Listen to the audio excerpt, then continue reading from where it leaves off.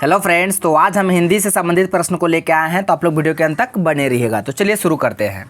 पहला प्रश्न है, अध्यापिका छात्र से पाठ पढ़वाती है, रेखांकित का क्रिया भेद आपको बताना है। यहाँ पे जो रेखांकित किया गया वर्ड है पढ़वाती, यहाँ पे जो है पढ़वाती, इसमें से आपको बताना है कि कौन सी क्रिया है। ऑप्शन में दिया नाम धातु क्रिया, सक्रामक क्रिया, प्रेरणार्थक क्रिया, संयुक्त क्रिया। तो याद रखिएगा इसका आंसर ऑप्शन सी हो जाएगा, प्रेरणार्थक क्रिया।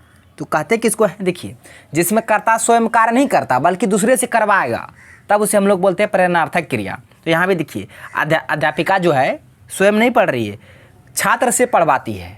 स्वयं वो कार्य ना करके किसी दूसरे से करवाना ही प्रेरणार्थक क्रिया कहलाता है। तो इसका आंसर ऑप्शन सी हो जाएगा। आई होप आप ये प्रश्न को समझ गए होंगे कि प्रेरणार्थक क्रिया कहते किसको हैं। अब बढ़ते हैं अगले प्रश्न की ओर।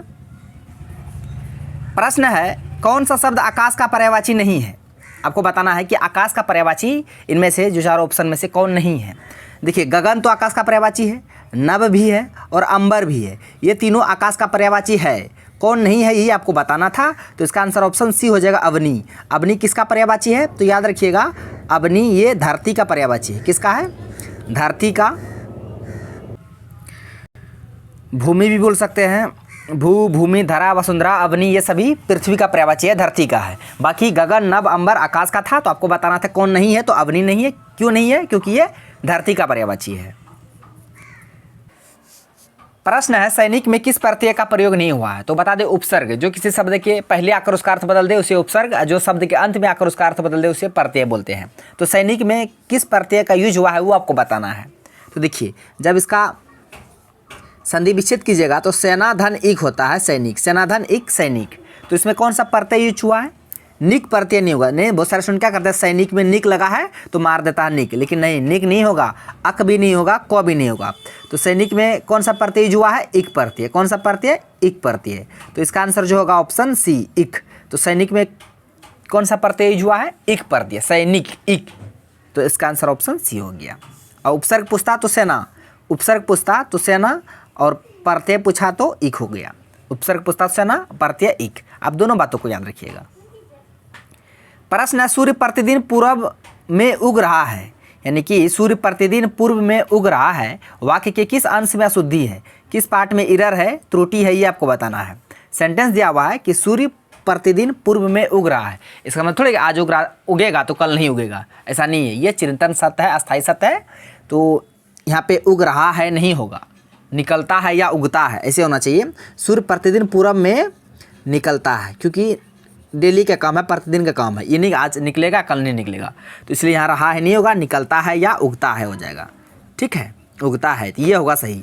तो इसी पार्ट में एरर है, एरर प्रतिदिन में नहीं है तो ये नहीं होगा, सूर्य में नहीं है, पूर्व में नहीं है। इसका आंसर ऑप्शन डी हो जाएगा, उग रहा, इसमें एरर है। क्या होगा तो आपको बता दिए, आप इसे याद रखिएगा। क्यों हुआ तो वो भी बता दिए। प्रश्न है, अष्टादश पुराण है, इस वाक्य में अष्टादश किस प्रकार का विशेषण है। विशेषण के 4 भेद, सर्वनाम के 6 भेद, दोनों को याद रखिएगा। विशेषण 4, सर्वनाम 6। तो अष्टादश में कौन सा विशेषण है। ऑप्शन में दिया सार्वनामिक विशेषण, गुणवाचक विशेषण, संख्यावाचक विशेषण, परिमाणवाचक विशेषण। दिया गया अष्टादश, अष्टादश, इसमें से आपको बताने की कौन सा विशेषण है। तो अष्टादश में यहाँ पे आपको 8 देखने को मिलेगा, अष्ट 8। तो 8 संख्या को दर्शाता है, तो याद रखिए संख्या को दर्शाएगा तो वो संख्यावाचक विशेषण हो जाएगा। सार्वनामिक नहीं होगा, गुण भी, गुण का बात ही नहीं बोल रहा। सीता सुंदर लड़की है तो गुण, सीता क्या सुंदर, तो गुणवाचक भी नहीं होगा। परिमाण भी नहीं, भार तौलना आप थोड़ी कर रहे हैं, जो परिमाण 1 किलो 2 किलो, हम यहाँ पे अष्टादश संख्या बता रहे हैं। तो इसका आंसर ऑप्शन सी हो जाएगा, संख्यावाचक विशेषण हो जाएगा अष्टादश में। प्रश्न है, इनमें से कौन सा शब्द बहुवचन है। बहुवचन शब्द का आपको चयन करना है। लड़का का एक वचन है, इसका बहुवचन बनाएगा तो लड़की हो जाएगा। माता का माताएं, किताब का किताबें, ये तीनों एक वचन था, इसका बहुवचन हम बना दिए, जो बच गया वही बहुवचन होगा। तो प्राण वर्ड याद रखिएगा, बहुत बार एग्जाम पूछा गया है। प्राण ये हमेशा बहुवचन में ही यूज होता है, तो याद रखिएगा प्राण कैसा वर्ड है, बहुवचन है। कैसा है, बहुवचन है। बाकी जो तीनों ऑप्शन में एक वचन दिया था, इसका बहुवचन भी हम बता दिए, आप इसे भी याद रखिएगा। अगर वीडियो पसंद आ रहा तो लाइक भी कर दीजिएगा। ये है मुहावरे, प्रत्येक टॉपिक से प्रश्न होगा कि घोड़े बेचकर सोना, घोड़ा बेचकर सोना, मुहावरे का अर्थ क्या होगा। रुकावट होना नहीं, निश्चिंत होना, हानि पहुंचाना नहीं होगा, संकट में पड़ना ही भी नहीं होगा। नहीं, घोड़ा बेच के सो गया यानी निश्चित हो गया वो। इसका आंसर ऑप्शन बी हो जाएगा, ये आसान था। प्रश्न है, परिंदा किसका पर्यायवाची है। परिंदा, परिंदा देवता, देवता तो देव का होता है, सूर्य का होता है, ठीक है। पेड़ का जन्म करते हैं, वृक्ष होता है, विटब होता है, तरु होता है, पर्वत, अचल होता है, पहाड़ होता है। तो याद रखिएगा इसका आंसर ऑप्शन बी हो जाएगा पक्षी। तो परिंदा किसका पर्यायवाची है? पक्षी का, परिंदा पक्षी। प्रश्न, सर्वनाम के कुल कितने भेद हैं? इससे पहले बता दिए थे सर्वनाम के 6 भेद हैं। कितने भेद हैं? 6 भेद है सर्वनाम के। और कारक के 8 भेद, कारक के 8 भेद, और संज्ञा के 5 भेद, ठीक है। और समास के भी कितने भेद हैं? 6 भेद हैं, इसे भी याद रखिएगा। तो सर्वनाम का पूछा था तो इसका आंसर ऑप्शन बी हो जाएगा, 6 भेद। गौरव का उल्टा बताना है। गौरव, वैभव नहीं होगा, पराभव, निर्मोह नहीं हो, लाघव। गौरव का उल्टा लाघव, ये भी प्रश्न बहुत बार जब पूछा गया है।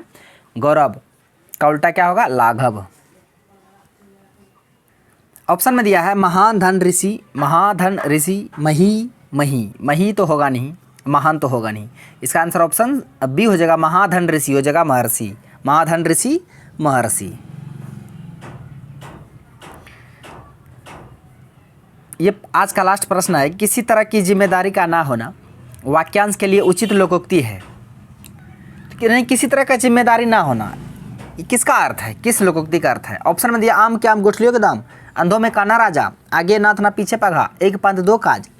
याद रखिएगा, आगे नाथ ना पीछे पगा, ना किसी आगे पीछे कोई नेता वो किसी भी तरह का उसको जिम्मेदारी नहीं होता है ना। तो इसका अर्थ ये है, आगे नाथ ना पीछे पगा का अर्थ होता है किसी तरह की जिम्मेदारी का ना होना। आप इसे याद रखिएगा। तो फ्रेंड्स, आज का प्रश्न बस यहीं तक था। थैंक्स फॉर वॉचिंग वीडियो, धन्यवाद। अब मिलते हैं नेक्स्ट वीडियो में नेक्स्ट टॉपिक के साथ।